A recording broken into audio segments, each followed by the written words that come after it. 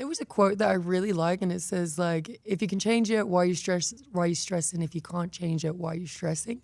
And so like I kept that in the back of my mind, even though it's very hard to live by. Yeah. I'm sure, but I kept that in the back of my mind. But just walking the street, I was very embarrassed. And then I remember this one time I was like in this bar with my friends, not drinking, but I was in this bar eating and stuff like that. And someone was drunk, came up to me and he was like, "Oh, you're the fucking porn star." And I was just like, I like froze, ran into the bathroom, cried my eyes out, sobbed, because I was like, that's what I'm going to be remembered for. Nothing that I've done, all these good things that I've done in wrestling or whatever, the reality show, like doing all these things, that's what I'm going to be remembered for. So like that, I had that in the back of my mind too. But all I kept thinking is just like, I've reached rock bottom and I never want to see it again. Yeah. So I was like, and you guys actually helped me big time. So yes, I came back. Yes, within 6 weeks, I had to retire from wrestling completely. And everyone was scared at that point within 6 weeks. That you were, I was going to head back. Yep. I was like, no. But you guys took me aside and you were like, so I had to do the retirement speech, which I'm so thankful Vince gave me that opportunity, because not many women back then got to do a retirement speech, you know? So I was like, wow, I can't believe I'm doing this, you know? And then I got pulled to the side and they were like, okay, we need you for SmackDown. And I'm like, why? I don't wrestle anymore, you know? And so I was trying to keep that positive mentality. I'm like, well, they're not going to need me anymore. And I was in my head and stuff, but I wasn't thinking about drinking or doing drugs. Good. I was like, I'd reached you know, the other side. So the other side for that one. But everyone was still very worried about me. So everyone was kind of babying me, like, are you okay? Yeah. Like, you know, and I feel like you guys definitely helped me big time. When I came back the next day, it was like Road Dogg and the writers and everyone like kind of cornered me in the corner, like, okay, you're going to be GM. And I was like, oh my God, this is great, you know? Yeah. And then they were like, you can't tell anyone. And I'm like, fuck, you know? Yeah. So it was like, and your brother was the one that introduced me. Yeah. And it was just like, the crowd erupted, and that kind of gave me a new fire. Yeah. And it got me really excited to come to work because it was something completely new. Right. I wasn't in the division anymore, so I didn't have to worry about, is my time going to get cut and do like all that kind of stuff. The matches. I just had to worry about the 5 or 6 promos I had to do live that day, which is intimidating as heck. You remember those days, Jackie? It was like, though I must say, I don't feel like the gift of gab is a problem for you. oh man. I can talk. I can yap. That's what I can do. But trying to remember everything, like we were No, going I know. Yeah, it's very nerve-wracking. It was tough. It was Yeah. tough. I mean, you do it perfectly. I always say you're one of the best promos ever. You and Paul Bless you. Heyman. Bless you. I always say that. Paul Chef's Heyman. kiss. But you're so good at it. And so like, you know, I get on the mic and I'm not as good as you, but I can yap. I can do it. But That's it was all you need to be able to do. Yeah, exactly. Yeah. I'm like, I can cover it. Don't That worry. was the thing. I mean, and it got to the point. Well, go ahead. No. You can continue. No, but like for promos, it was.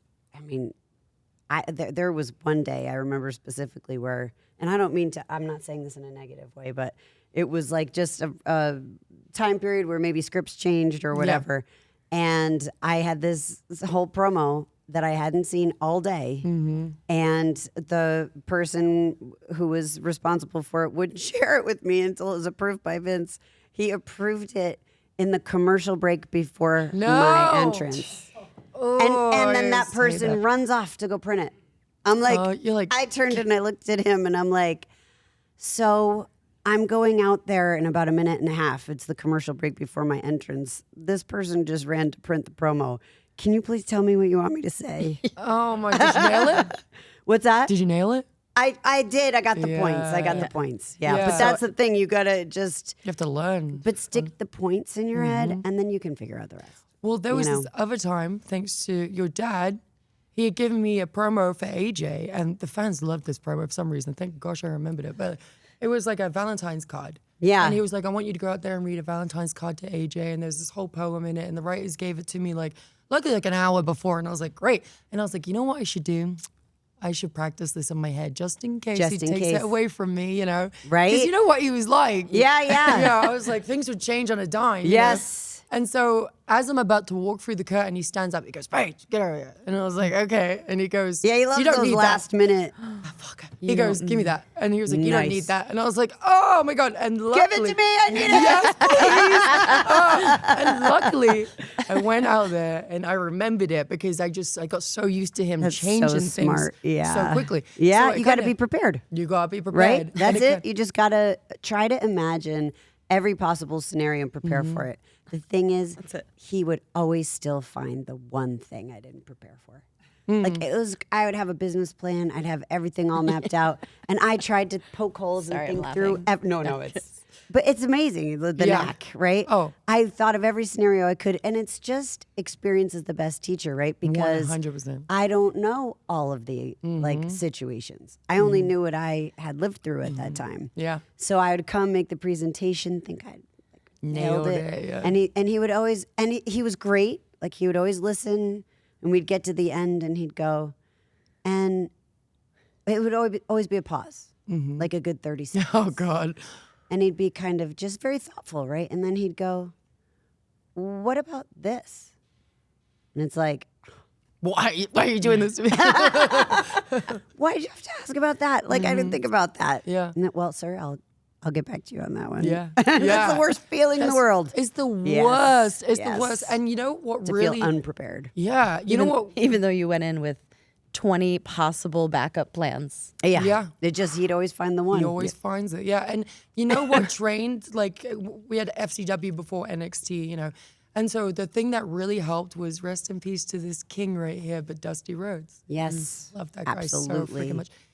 I remember my first promo ever at FCW. Man, Can I ask you a question before you tell Yeah. this story? Did you know of Dusty like when you were growing up as a part of a yeah. wrestling family in England? Were you? Oh yeah, son of a plumber. Okay, baby. all right, Yeah. all right. I wasn't sure. I wasn't sure. I love that guy. Media was different. Okay, so go ahead. And he was very hard on me, but because he loved me so Yeah, much. and he saw something in you. Yeah, he that- would always say like, you're not like, you know, the rest of the girls. Like you Yeah, have you're something different. special. And he was so great, but he would freaking give me a hard time. I tell you, I've got a couple Dusty stories.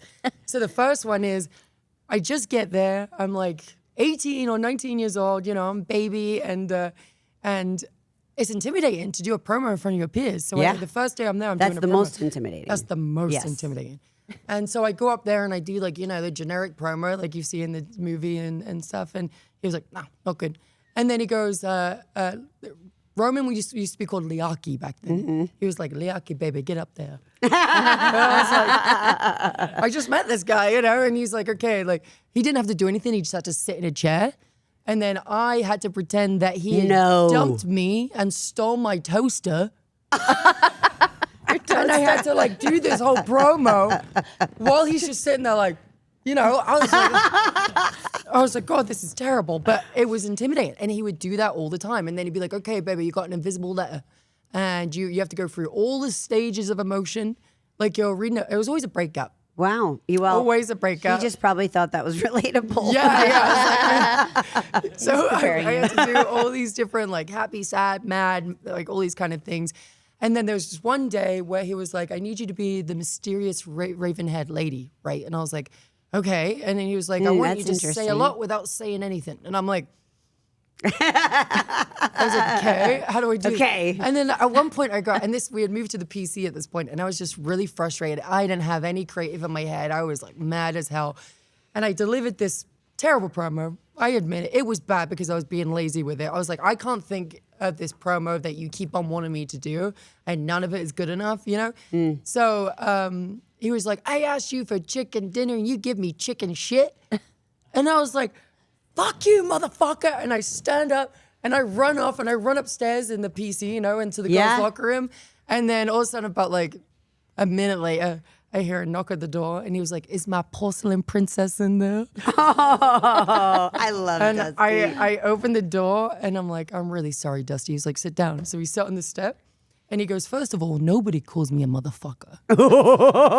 And I was like, I am so sorry, Dusty. I just got me. And then he went into his big spiel. He's like, the reasons why I'm hard on you is because I know you're going to be special. You are going to be a big thing, you know, and you should treat these promo classes like you're in front of 10,000 people or 80,000 at WrestleMania or whatever, you know. And he's giving me this big spiel. Talk. Yeah. And then he gives me a big hug, you know, and he tells me, you know, don't call him a motherfucker anymore. But I was like, yeah, fair enough. I did that. reinforced You're my that one, boss. yes. Yeah, I like respect him. Fuck. But I was like, yeah, I'm really sorry, Dusty, and I promise I'll deliver the next time.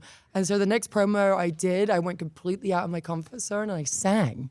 Really? Yeah, I sang. I was like, fuck it. I'm going to do something completely opposite to what he's asking me. Wow. Just so I could get more comfortable Sure, again. sure.